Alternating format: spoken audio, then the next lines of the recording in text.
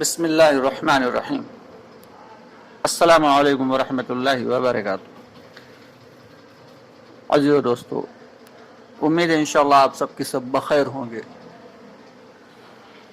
دوستو، بات چل رہی تھی درمیانی کہ جو گشت کے باہر گشت چل رہا ہے اور اندر مذاکرہ چل رہا ہے، اس کو کہتے ہیں درمیانی بات۔ تو اسی کے متعلق تھوڑا سا اور اس بات کو آگے بڑھاتے ہوئے آگے چلتے ہیں کہ کل بات ہوئی تھی چاند سورج ستاروں تک کہ اللہ رب العالمین نے کیسی عظمت والی ذات اللہ کی ہے کہ یہ ساری چیزوں کو بنایا اللہ پاک نے، اور اس کے ان تمام چیزوں کا ایک سسٹم مقرر کر دیا، اسی اعتبار سے وہ سارے کے سارے کام کرتے ہیں۔ سارے کے سارے جتنے بھی مخلوقات ہیں سب کی سب اللہ کے حکم کی محتاج ہیں۔ پھر ستاروں سے اوپر بھی کچھ چیزیں ایسی ہیں جنہیں بلیک ہولز کہتے ہیں۔ یونیورس میں ہمارے ایسی کچھ چیزیں ہیں جنہیں بلیک ہولز کہتے ہیں کہ ستاروں کے متعلق ایک اندازہ لگایا جا سکتا ہے کہ اس زمین کے مقابلے میں کروڑوں اربوں گنا بڑے ہیں، لیکن بلیک ہولز جو ہیں ان کے بارے میں تو اندازہ بھی نہیں لگایا جا سکتا کہ وہ کتنے بڑے ہیں، کہ اس کے اندر اگر کوئی شخص داخل ہو جائے تو اس کی کئی زندگیاں بیت جائیں لیکن وہ باہر نہیں آ سکتا۔ تو اللہ تعالیٰ نے بہت ساری ایسی چیزیں بنائی ہیں جو انسان کی سمجھ میں نہیں آتی، آج تک اتنی زیادہ ٹیکنالوجی کے اعتبار ہونے کے باوجود سمجھ میں نہیں آتی انسان کے۔ تو یہ بے شک سب کچھ بنانے والی ذات اللہ رب العالمین کی ہے، تو وہ خود کیسی عظیم ہوگی ذات جس نے یہ ساری چیزوں کو بنایا ہے۔ اب ہم تھوڑا سا اور اوپر چلتے ہیں کہ سب سے پہلے ہمیں کیا نظر آتا ہے؟ زمین سے اوپر پہلا آسمان نظر آتا ہے۔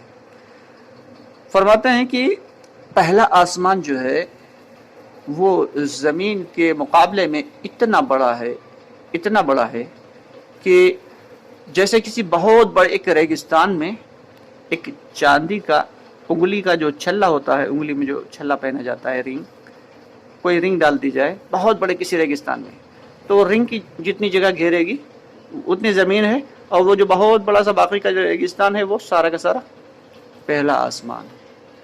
اب اندازہ لگائیں کہ زمین کے مقابلے میں آسمان کتنا بڑا ہے، اور ہر جگہ کی ایک دوری اندازہ لگایا جا سکتا ہے کہ زمین سے چاند کی دوری تقریباً اتنی ہے، اور زمین سے لے کے سورج کی دوری تقریباً اتنی ہے، زمین سے ستاروں تک اتنی ہے، لیکن زمین سے پہلے آسمان تک دوری کتنی ہے دوستو؟ ابھی تک کسی بھی انسان نے اس کا اندازہ بھی نہیں لگا پایا۔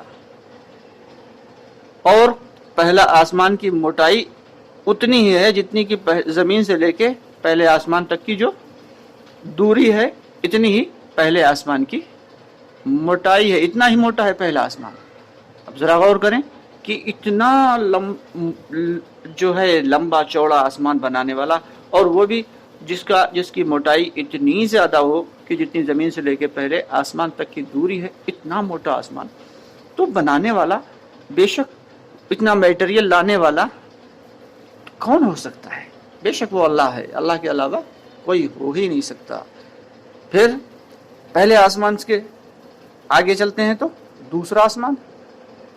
اب دوسرے آسمان کے بارے میں فرماتے ہیں کہ دوسرا آسمان پہلے آسمان سے اتنا ہی بڑا ہے جتنا کہ کسی بہت بڑے ریگستان میں ایک انگلی کا چھلا، انگلی کی رنگ ڈال دی جائے۔ اب وہ رنگ نے جتنی جگہ گھیری ہے وہ زمین ہے، وہ پہلا آسمان ہے، اور جو پورا ریگستان ہے وہ ہے دوسرا آسمان۔ اب اندازہ لگائیے پہلے آسمان کے مقابلے میں دوسرا آسمان کتنا بڑا، کیسا اس کا طول اور کیسا عرض۔ اللہ اکبر کبیرہ۔ بے شک اللہ اکبر کا جو لفظ ہے یہ بہت اہمیت رکھتا ہے، بس غور کرنے کی دوستو بات ہے۔ پھر اسی اعتبار سے ہم دوسرے کے بعد اگر تیسرے آسمان کی جانب چلیں تو اس کے بارے میں بھی یہی آتا ہے کہ تیسرا آسمان دوسرے آسمان کے مقابلے میں اتنا ہی بڑا ہے جتنا دوسرا پہلے کے مقابلے میں۔ بتدریج تیسرا، چوتھا، پانچواں، چھٹا، پھر ساتویں آسمان کے اوپر اگر پہنچے تو ساتواں آسمان کتنا بڑا ہے دوستو؟ اللہ اکبر۔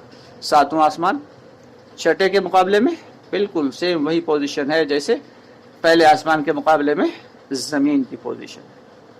اب اتنا لمبا چوڑا آسمان بنانے والی ذات خود کیسی عظیم ہوگی، کیسی قدرت والی ہوگی.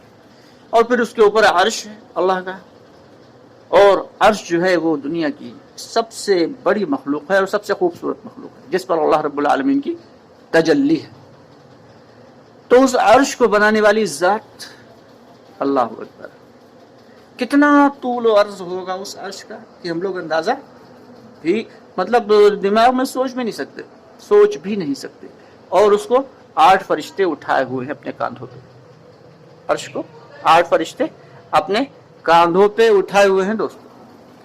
اب اندازہ لگائیں کہ وہ فرشتے کتنے بڑے بڑے ہوں گے جنہوں نے پورے عرش کو اپنے کاندھے پہ اٹھا رکھا ہے. اللہ اکبر کبیرہ. ایک مرتبہ حضرت موسیٰ علیہ السلام نے پوچھا، نہیں معاف کریے گا، ہمارے آپ کے آقا محمد صلی اللہ علیہ وسلم نے ایک مرتبہ پوچھا حضرت جبریل علیہ السلام سے کہ اے جبرائیل تم تو بہت بڑے فرشتے ہو. کہ جبرائیل علیہ السلام کے بارے میں آتا ہے کہ وہ اتنے لمبے چوڑے ہیں کہ اگر وہ اپنی پوری حیت پہ آ جائیں تو ان کا سر جو ہے وہ آسمانوں میں لگے گا اور پیر 7ویں زمین یعنی تحت الثری میں ہوں گے. اور ان کے پر دونوں اگر صرف 2 پر کھول دیں تو کچھ روایتوں کے مطابق ان کے 500 پر ہیں اور کچھ روایتوں کے مطابق 100 پر ہیں حضرت جبریل علیہ السلام کے.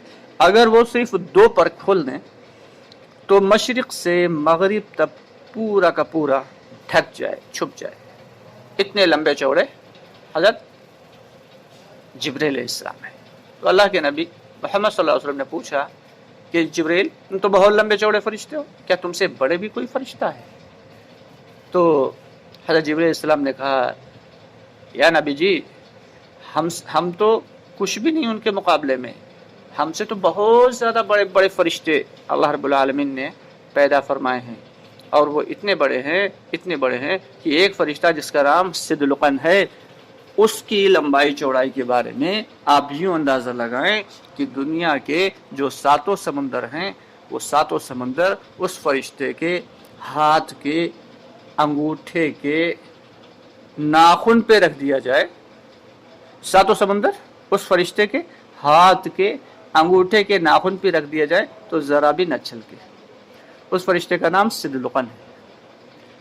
اب اندازہ لگائیے کہ اتنے بڑے بڑے فرشتوں کو بنانے والی ذات اور ایسے عظیم اور طاقتور فرشتوں کو بنانے والی ذات خود کیسی عظیم اور کیسی قوت والی ہوگی.